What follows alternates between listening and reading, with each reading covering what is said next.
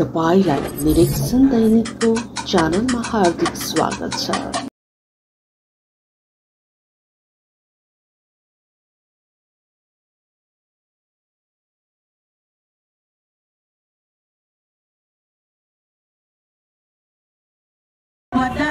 र विधवा भत्ता रोक्ने कार्य आइसकेको छ।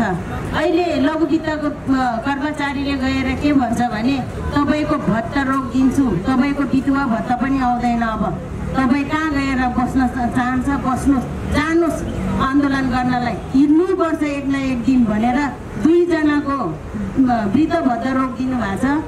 र त्यसमा कानुन नियम कानुन कहाँ छ के छ? राष्ट्रिय ब्याङ्कले नै वृद्ध भत्ता रोक्ने कानुन बनाएर दिनुभएको हो कि ऋण?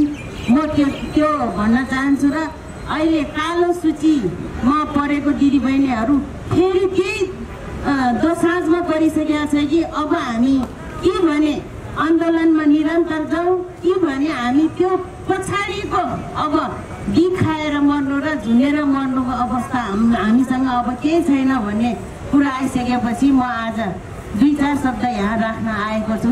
र यस कारण गर्दै अहिले वित्तीय ब्याङ्कको कर्मचारी फेरि के आफा फैलाउन गयो गाउँ गाउँमा भने सहकारी र वित्तीय ब्याङ्कको कर्मचारीहरू मिलेर एकमत भएर 4 जना 5 जना जान्छ भने अब 9-10 जनाको निरन्तर जाने क्रम जारी राख्दै के भन्छ भने तपाईहरुको राष्ट्रिय ब्याङ्कले नै भनिसक्यो ऋण तिर, अब ऋण तिर्नु तपाईहरुले तिर्नै पर्छ भन्ने कुरा आइसकेपछि दिदीबहिनी अब कहाँ जाने ऋण तिर भन्या छ रे राष्ट्रिय ब्याङ्कले भन्ने कुरा आयो। त्यस्तो भनेको छैन।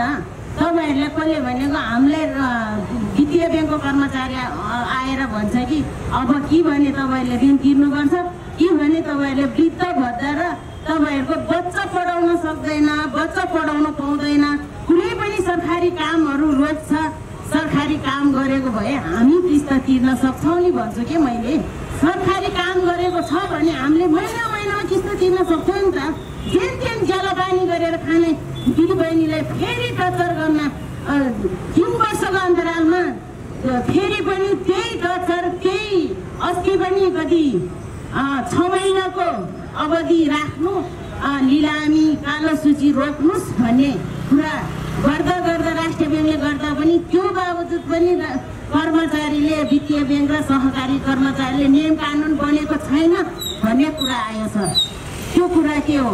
अब हामीले सरकार मार्फत नियम कानुन खोज्न जाने कि अब सडकमा के भने एक पाखुरा, एक आँखा, एक मुख गरेर जोडेर हामी लडाइँ गर्ने हो कि हामी सरकारमा न्याय माग्न जाने हो कि राष्ट्रिय ब्याङ्कमा न्याय माग्न जाने हो? यो दुई शब्द चाहिँ प्रस्ताइदिनु। हामी नै हो उसमा सिंहदरबारमा छिरेर 48 जना महिला छिरेर हामीले नै रेकर्ड कायम गरेर थियो। अबको आन्दोलन अन्तिम हो भनेर सबै सुझाव दिँदा पनि सरकार चुप लागेर बसिरहन्छ भने हामीले के गर्न सक्छौँ के गर्न सक्दैन हामीलाई पनि थाहा छैन। जुन दिन मरिसकेको मान्छे अलि घाइते बाघ बनेर हिँडिरहेछ भने त्यो बाघ कहाँ गएर कसलाई नोचेर खान्छ हामीलाई पनि थाहा हुँदैन। अब 17 गतेदेखि मैले पहिले नै भनेको थियो राष्ट्रिय ब्याङ्क हेर्न जाँदाखेरि हामी थाल बजाएर जाँदाखेरि त्यो दिनमा पनि मैले भनेको थियो सरकार एकचोटि आँखा खोलेर हेर्नुहोस् के गर्छ के गर्दैन, महिलालाई कहिले पनि कमजोरी नखानु। सतीले सरापेको देश हो। नराम्रो काम गर्नेलाई न्याय पाउँछन्, राम्रो काम गर्नेलाई न्याय पाउँदैन। हेर्दै बस्नु भनेको 3 दिनको दिनमा हामीले राष्ट्रिय ब्याङ्क छिरेको थियो। अब के गर्नुपर्ने? हामीलाई एउटा शब्द मात्रै भनिदिनु, राष्ट्रिय ब्याङ्कमा पनि न्याय छैन, सरकारमा पनि न्याय छैन भने कहाँ गएर न्याय माग्नुपर्ने? हामीलाई त्यो बाटो मात्रै देखाइदिनु गभर्नर सर। हस्त धन्यवाद। भाखा नआउनेहरू यो 1.5 वर्षभन्दा अगाडिको कथाको हो कि 5,87,000ले जुन समयमा पैसा तिर्छु भनेर कबुल गर्नुभएको थियो, सक्नु भएन, भाखा गयो है। यही तथ्याङ्कको आधारमा नै हेर्दाखेरि त्यति ठुलो सङ्ख्या त मैले हो। जम्मा जम्मी कुलको 5.52% मात्रै भाखा नगाउने ऋणीहरू लघुवित्तको हुनुहुन्छ भन्ने त्यो तथ्याङ्कले देखाएको छ। यो त साँच्चै भन्ने हो भनेदेखि वाणिज्य ब्याङ्कहरूकै पनि यो सङ्ख्या त्यति नै छ है। खास गरेर यो कोभिडको बेलामा हाम्रो समस्या पऱ्यो, त्यसै हामी काम गर्न सकेनौँ भनेपछि राष्ट्र ब्याङ्क अलिकति उधार भइदियो है।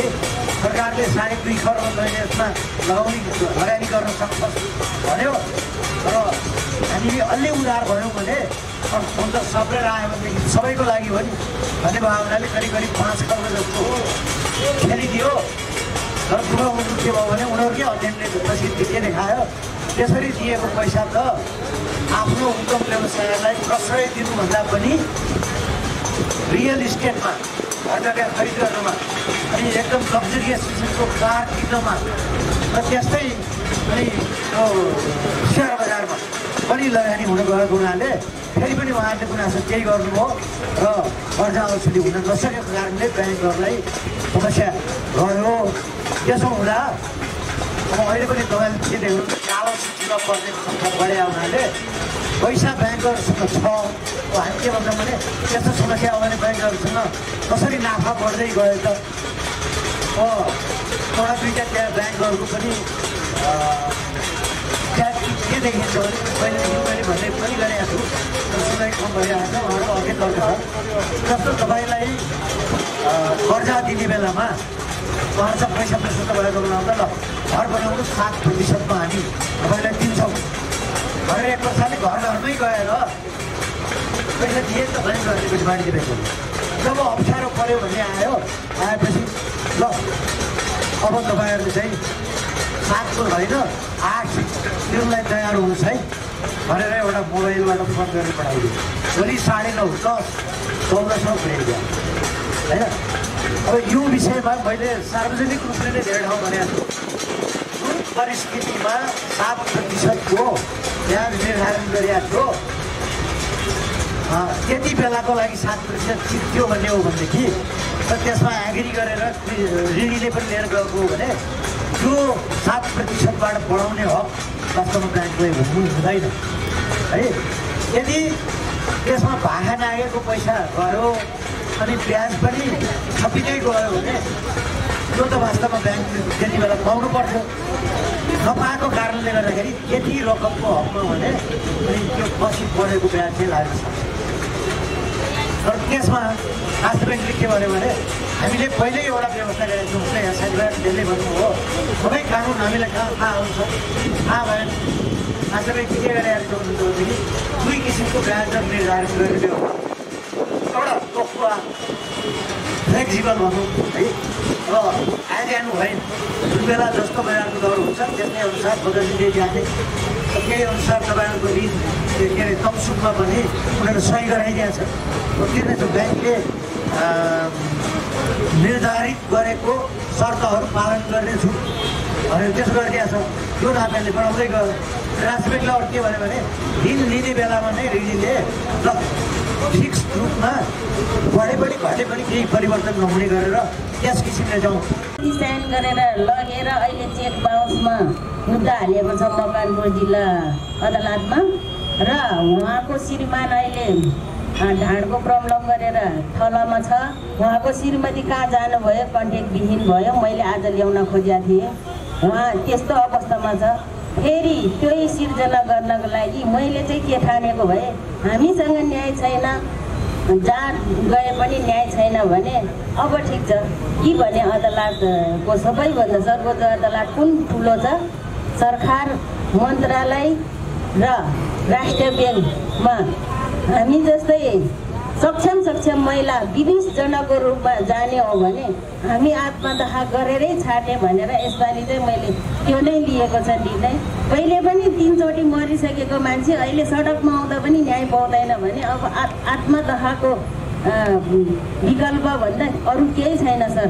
त्यो अब कसले दिन्छ त? अब ब्याङ्कले त्यो निक्षेप राखेको मान्छेलाई पनि त दिनुपर्ने त होला नि त। के व्यवस्था छ त्यस्तो? अनि त्यो माग्नेहरूको लागि पनि ऊ छैन के, जवाब छैन त्यस्तो है।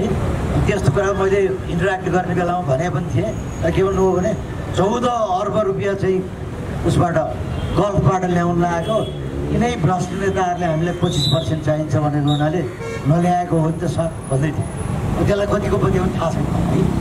दोस्रो कुरो त्यो तिर्नुपर्छ भन्ने कुरा त हो, तर तिर्नु पर्दाखेरि कतिपय अब हाम्रो धितो रहित रहेको हुनाले धितो लिलाम गर्ने भन्ने कुरो पनि भयो। तपाईँहरूलाई त्यो धम्काउने दुनियाँभर गर्ने छ, तपाईँहरूले पनि तिर्छु त भन्नुभएको छ। अब हामीले आफ्नो आर्थिक क्षमता वृद्धि गर्न सक्यौँ भने थोरै तिर्दै जाने यताउता गर्दै जाने कुरोहरू हो नि त भन्ने हो। जहाँसम्म ज्येष्ठ नागरिकको भत्ताको कुरा हो अघि भन्नुभएको थियो, त्यो सरकारले अशक्त पक्षहरूलाई बाँच्नको लागि दिएको रकम हो। त्यो वित्तीय संस्थाहरूको पैसा तिर्नको निमित्त नपुगेको हुनाले रोक्ने भन्ने कुरो हुन्छ जस्तो मलाई लाग्दैन। त्यो विषयमा तपाईँहरूले ज्येष्ठ नागरिकसँग सम्बन्धित रहेको मन्त्रालयमा एकचोटि पहुँच पुर्याउनुपर्ने हुन्छ है। त्यसो भइदियो भने मलाई लाग्छ ज्येष्ठ नागरिकको भत्ताबाट। यस च्यानललाई लाइक, कमेन्ट, शेयर र सब्स्क्राइब गरिदिनु हुन अनुरोध छ।